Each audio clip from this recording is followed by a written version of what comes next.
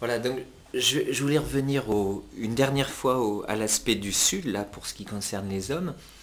Et du coup, bah, tu as formé des gens au Sud, et puis maintenant, ça a essaimé naturellement, hein, ce que tu as donné. Et puis tu as une nouvelle initiative qui est que des gens, des paysans du Sud aillent former d'autres paysans du Sud. Oui. Alors ça c'est très intéressant. Et je voulais que tu nous dises, est-ce que c'est un rêve, une réalité? Et puis, quelles sont d'après toi les conditions pour que ce soit Pour ce qui pérenne? concerne la pérennité, elle est garantie par la nécessité. C'est-à-dire que les paysans, à partir du moment où les paysans constatent qu'une méthode leur convient, eh ben, on n'a pas besoin de revenir leur dire de la faire. Ils vont la pérenniser. C'est ce qui s'est passé suite à Gorom Gorom et tout ça.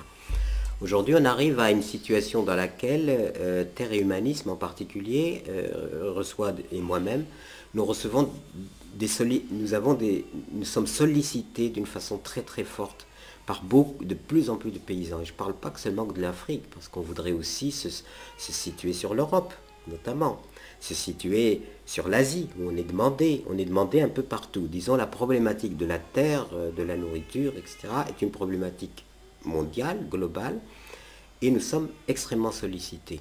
Alors c'est pour ça que, voyant nos limites, je me suis dit, au Burkina Faso, il y a un réservoir de connaissances, de savoir et de savoir-faire qui est dû à mes anciens élèves en particulier. Il y a des gens compétents en agriculture écologique.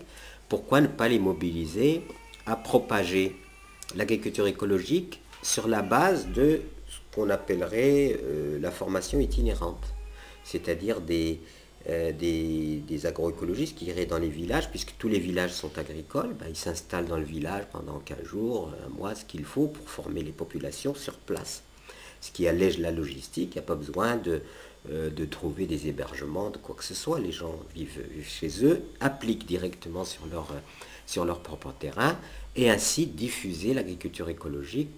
Il y a Médecins sans frontières, pourquoi il n'y aurait pas agroécologistes sans frontières? Et je dirais même, sans évidemment, sans nier la valeur de Médecins sans frontières, je dirais que l'agriculteur est le premier responsable de la santé.